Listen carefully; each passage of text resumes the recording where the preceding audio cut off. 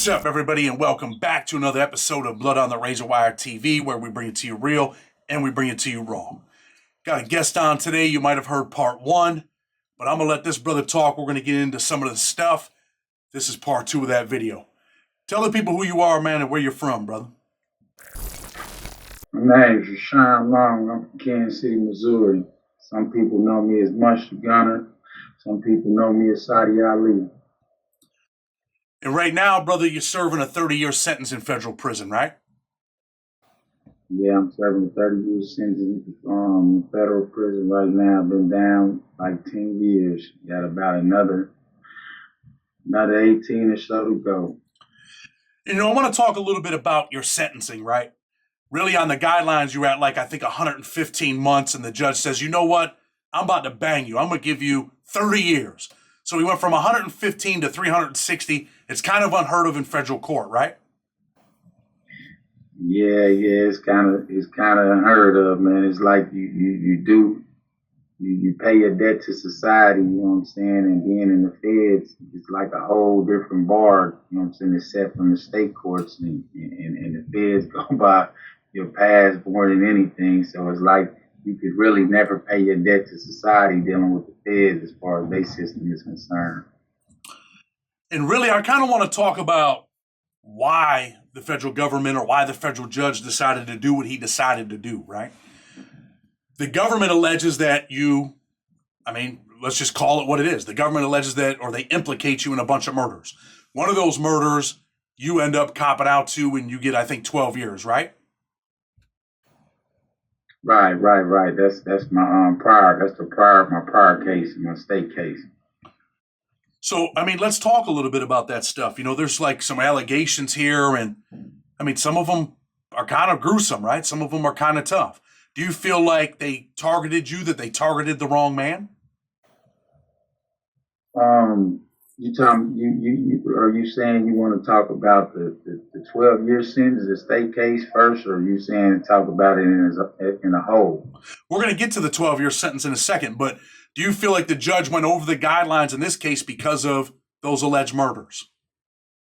Most definitely. I feel like he went over the guidelines because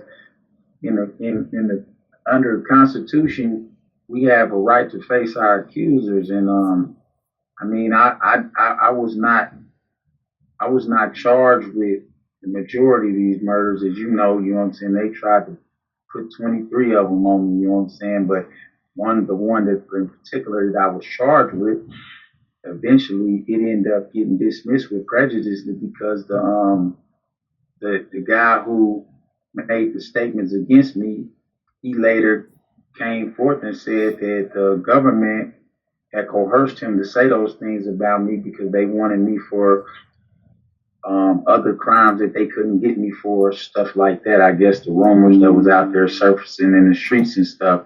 But of course, you know what I'm saying, it's unconstitutional in itself to give a person time, a 21-year enhancement for something that the jurors didn't decide whether or not I did that or not. It didn't go before the jurors. The only thing that went in front of the jurors was 5 grams of bath salt and a gun and a video and a rap video footage that was never recovered. There was a prop gun at that, you know what I'm saying? So, yeah, it was definitely a bad deal. Let's talk a little bit about that other murder. We're going to talk a little bit about Fat Tone too, but let's talk about that murder where you end up with 12 years for it, right? Talk a little bit about that. 2001, I was convicted of the murder of one of the older guys from the neighborhood, one of the older homies or whatnot from the neighborhood. We were out, you know what I'm saying, intending on robbing some guy or whatnot. He had set it up and stuff.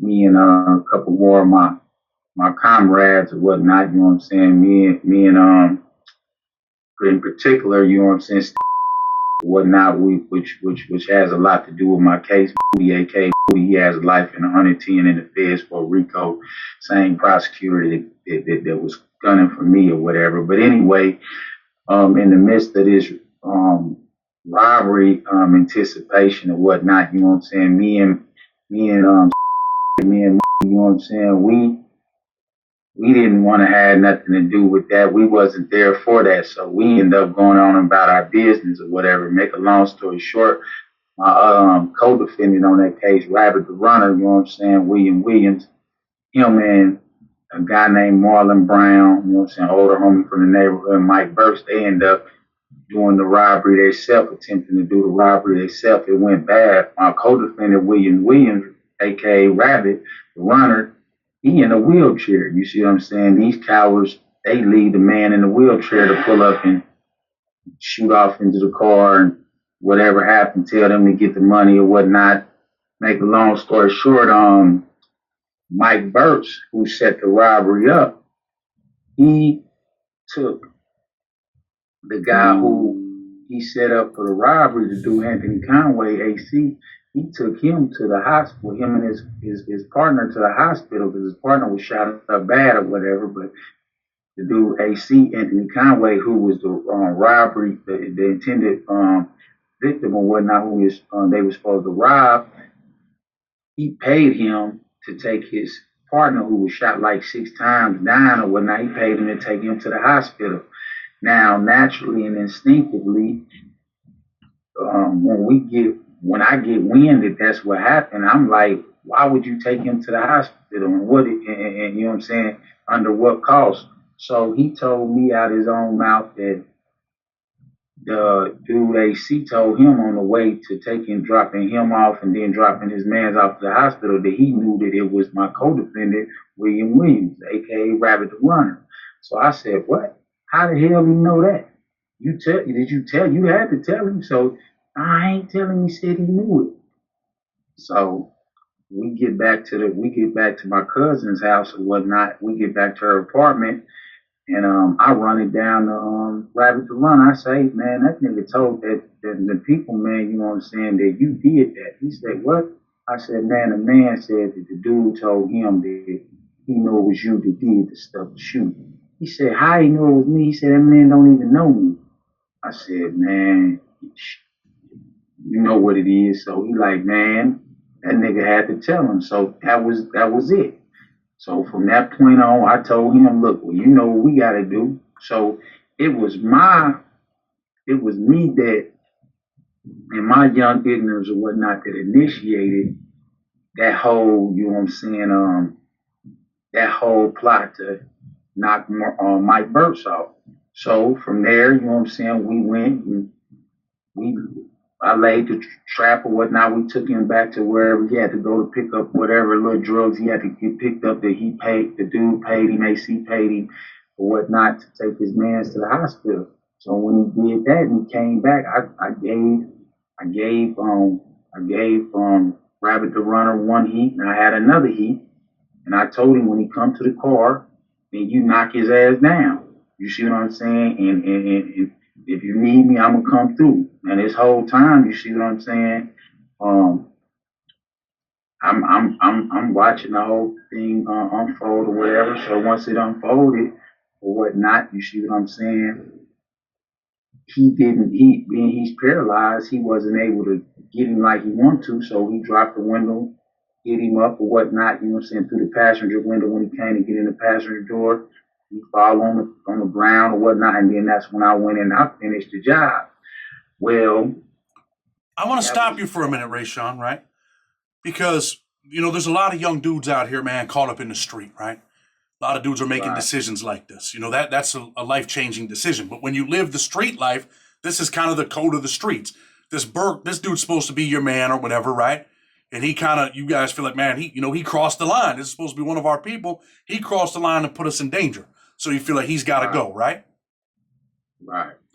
But I want to ask you, you know, and I know you said, you know, that was when you were younger, and I think you might have some regrets in life. I know you personally now, and I think you're an intelligent dude, and I think you did turn your life around. But what goes into your thought process, man? Is there any emotion? Is there any compassion? Is there a moment of, man, maybe we shouldn't do this? What's going through your mind at the moment that you know you're going to take this dude's life? Well, you know, the sad thing to say is that, like I'm in this program inside walls and stuff. I'm in this program where I mentor to the youth and stuff like that, and try to, you know what I'm saying, give them my experience of the gang life and stuff, and the gang culture and the gang world. And like I just told them yesterday, man, like we were raised to be numb towards those type of things. Like we were raised, you know what I'm saying, to really, you know what I'm saying, see those type of things as being a norm because this is what was happening around us every day, all day, or whatnot. So we never really, you know what I'm saying, looked at it as being wrong for real. I mean, we knew right from wrong, but in our culture, in our world, in that underworld life, it was about survival.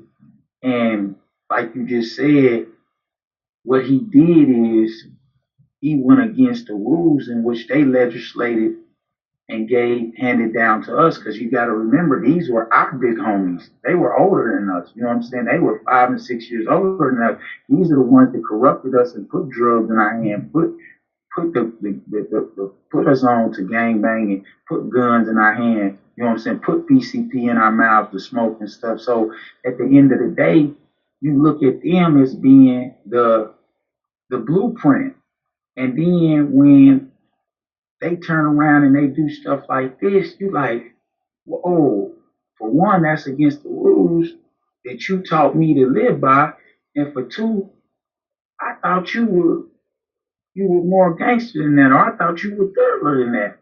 So now all of this is just a facade. You didn't sit up here and corrupted me and all of all my friends and whatnot into believing this one aspect of this way of life, this so-called illusional gangsterism way of life, and you not even that. You see what I'm saying? So that's how I can look back now and be like, you know what I'm saying? I was misled. I was led astray by a bunch of, you know what I'm saying, phony codes and a bunch of phony dudes and phony guys. So now I can honestly and truly say that, yeah, I have plenty compassion. I have plenty regret. You know what I'm saying? I feel for the brother's family.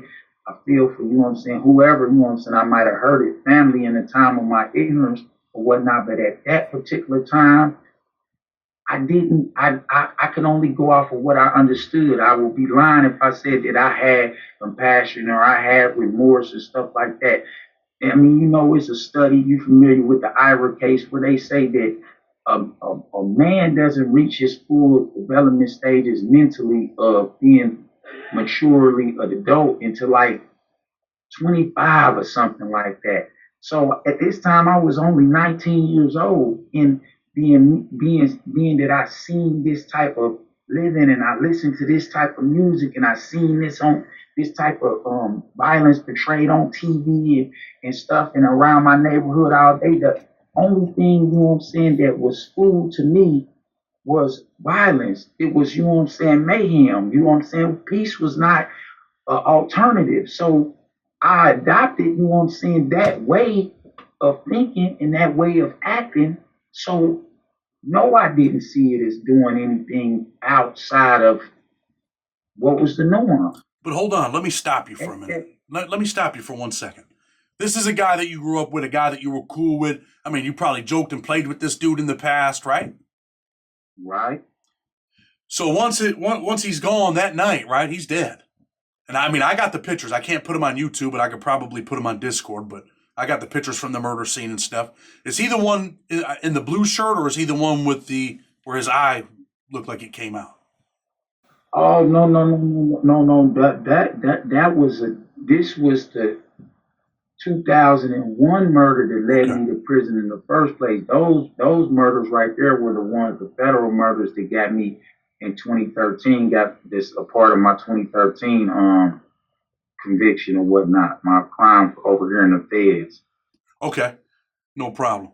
But so that night, the Marlon Browns, this particular situation, with Mike Burks or whatnot, like I said, that was in 2001, and once after we had did that, Marlon Brown, which was the other older homie that corrupted me or whatnot, you know what I'm saying, the one that really corrupted me and stuff.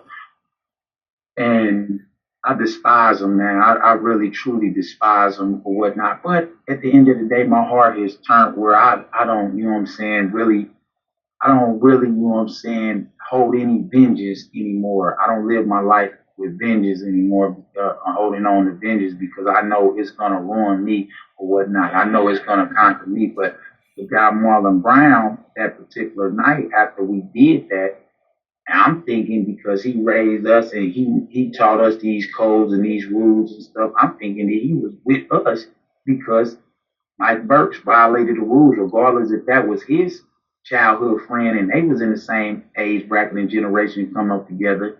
He went against the rules that y'all raised us to live by.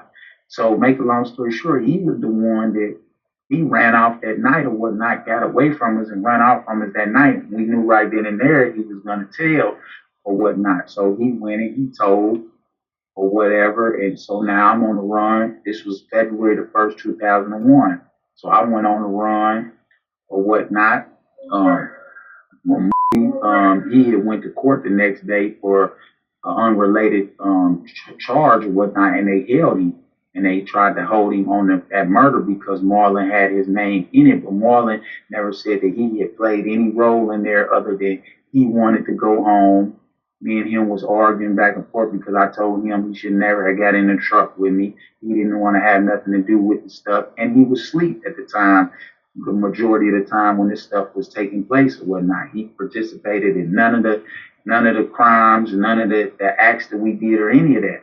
This is what Marlon Brown told him. So the only thing they can do is get him for grand theft auto because his fingerprints was found in the stolen truck, which I was driving that night. So he was held on $100,000 bond or whatever from probably about February the 2nd up until like the end of February where he made bond and I was still on the run.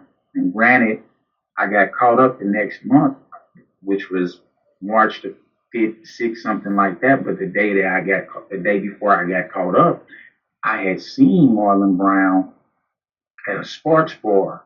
And when I seen him at the sports bar or whatever, you see what I'm saying, he had ended up he seen me and a bunch of my guys was in there and we was taking pictures and doing our thing. And he had fled, I guess, said something to the club owner, like, hey man, he killed my friend or something. The club owner shoot him off like, hey, you gotta go and go. He putting on his burner gloves and stuff, like he on some gangster stuff. Well, he went out to the parking lot. When he went out to the parking lot and he was leaving, somebody jumped out, you know what I'm saying, on him with an AR-15 and started walking him and his comrades down in the car, hit him up like 5 or 6 times and paralyzed him, which they saying that it was me or whatever, but him, being the crowbar he is, he lied and said, oh, it was Munch and Moody. You see what I'm saying? But the thing about it is he was discredited when the detectives went and visited the other big homies who was in the car with him that night. Jermaine, J-Rock, one of the older homies, Jermaine, something from the neighborhood, but he grew up with them as well. And then Carlos Abernathy, these are their age bracket. So when the detectives went and visit them, because he told them, look, y'all can go holler at Los and y'all can go holler at J-Rock. They'll tell y'all that J-Rock got shot too that night. So when he pulled up on them and the detective, when the police pulled up on them and they was like, hey, what's going on? He say that Marlon Brown say that it was Munch and Moody that did this to y'all or whatnot. Well, they stuck by the code that they raised me by. You see what I'm saying? They didn't violate the code. They said, listen, I don't know what he's talking about. All I know is seeing somebody in a black hoodie, can't see no face, a black mask or whatnot. So they like, so it wasn't 2 individuals? He said, nah, it was just 1 individual. So that instantly discredited his story. So now the Overland Park Police Department didn't even pursue it because they see that he was lying, he wasn't credible, and he was shooting back with a 380 allegedly because they found the 380 in there with shell casings, and they asked him whose gun was it, and little do Jermaine know, J-Rock know, that he put that gun off on him, you know what I'm saying? Club ball, you know what I'm saying? One of the worst of the worst, but at the end of the day, I didn't get charged with that, but that's one of the cases that they brought up at my sentence over here in the feds in 2016. One of the detectives that investigated that case, he had testified at my sentencing and brought that up right there too. He said that I had allegedly did that. And now Marlon Brown has been paralyzed ever since that day. So that's about 22 years he's been paralyzed and whatnot, hasn't been able to walk since then. Let me ask you this, right? I mean, the government alleges, and I don't know whether you admit this or not, but they allege that you were a Crip, right? And some people say that you were the most deadliest hitman for the Crips. Do you acknowledge that they say that about you? Man, I acknowledge that, man. You know, they'll say anything, man. One thing about, in the streets, especially Kansas City streets, man, they'll say anything, you know what I'm saying? We used to do back in the day, we used to do stuff, man, you know what I'm saying, put work in and do dirt or whatnot, you know what I'm saying, and we'll put it out there that our ops did it, our enemy, our rival set did it or whatnot to the biggest mouth in the neighborhood or outside of the neighborhood, and you know what happens the next day is all over town. That's who did it. So you know how that goes, man. No, I mean I understand that, but I mean there are allegations, and you mentioned it at the beginning of the video, I believe, where they say that you killed at least 23 people. This is what they say. Not saying that it's true. They also say, and I mean this is from court papers, that you had went to prison for that murder. As soon as you got out, the feds allege that you killed at least 5 people within that short time span of getting out of prison up until the federal case. I mean, is that what they say? I mean, they definitely say it, but with the feds, that makes for a good case and it makes for a good narrative or whatnot to be able to justify their reasons of giving me an unconstitutional sentence like they did. But that's what they say or whatever. And I was affiliated with the Crips, the 51st Street Crips. I did used to be a Crip, but when I came home or whatnot in 2013, I mean, I stopped gangbanging. I stopped gangbanging years before that in the state penitentiary. I was non-active. I was a Muslim. In fact, at my trial on the documentary footage or camera footage that they used to convict me for the weapon constructive possession on, we were in the studio and one of my cousins had tried to lock up and lock C's with me or whatnot, and I smacked his hand down and I told him, I said, man, I don't gang bang no more. I mean, I don't lock C's, I don't gang bang no more. So he tried to admonish me, like, what you mean you don't gang bang? You crippin' in this? I said, listen, I don't bang for nothing but Allah. I bang with the party of Allah, Allahu Akbar. So right then and there, I denounced on public, this is public record. I denounced being a 51st Street Crip or any type of Crip. And I pledge allegiance to my religion. And this is known fact and documented in court records.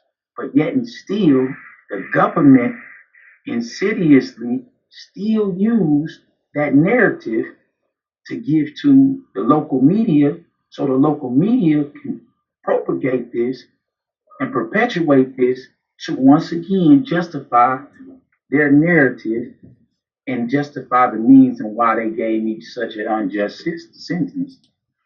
So when they say you're a serial killer, do you dispute that?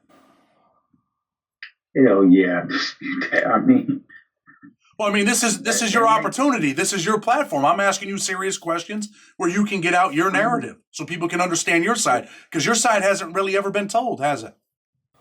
No, it hasn't. And I appreciate you for giving me the opportunity or whatnot, because the world needs to know this.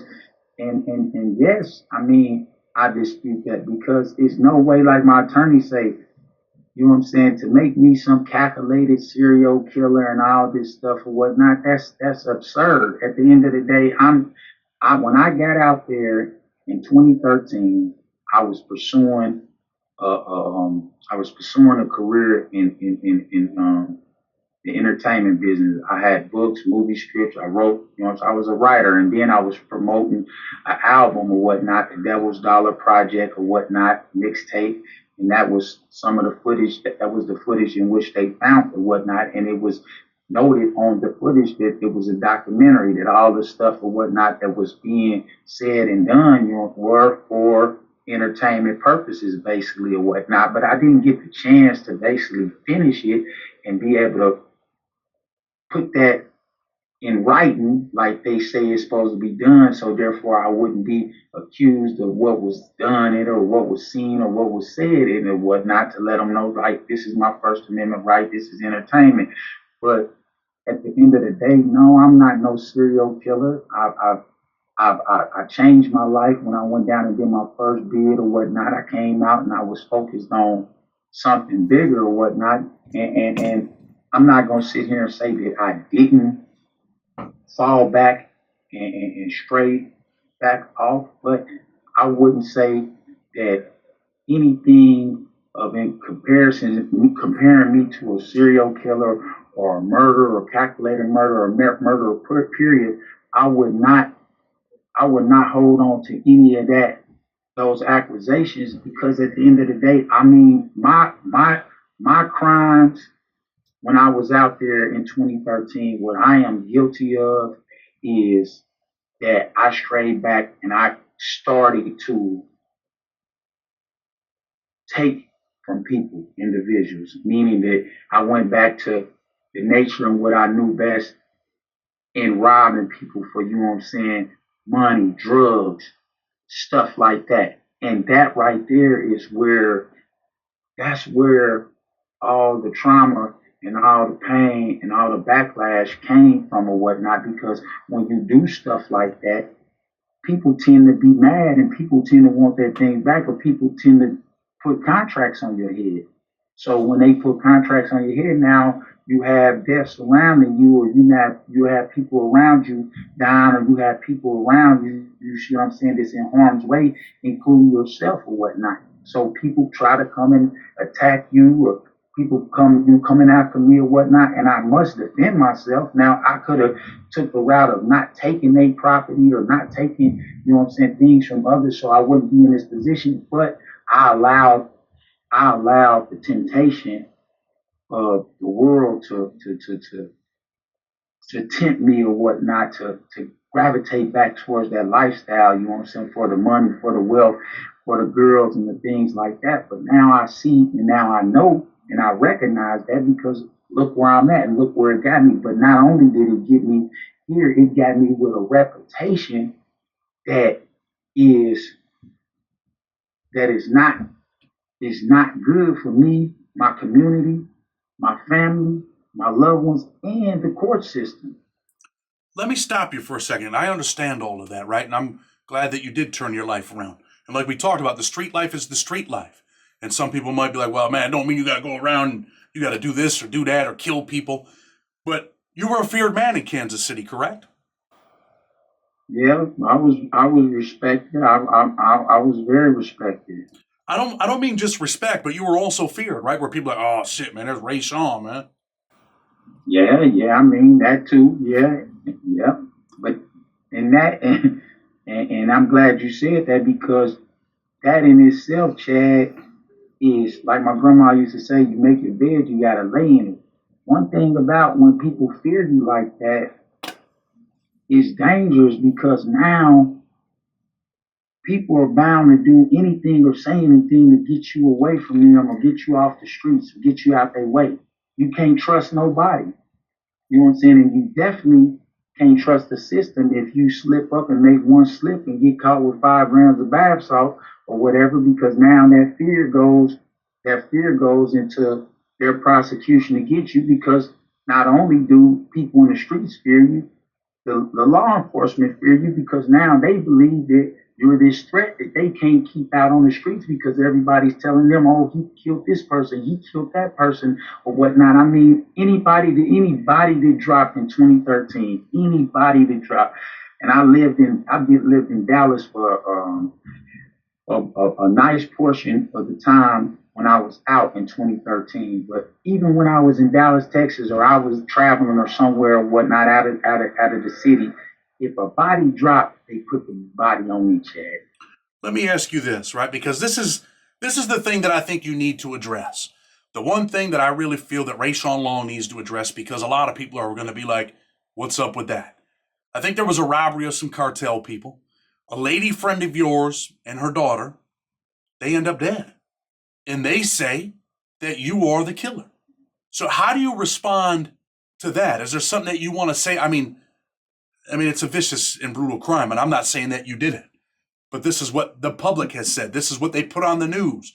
This is what, this is the story, this is the narrative. I want you to respond to that. People want to know what happened.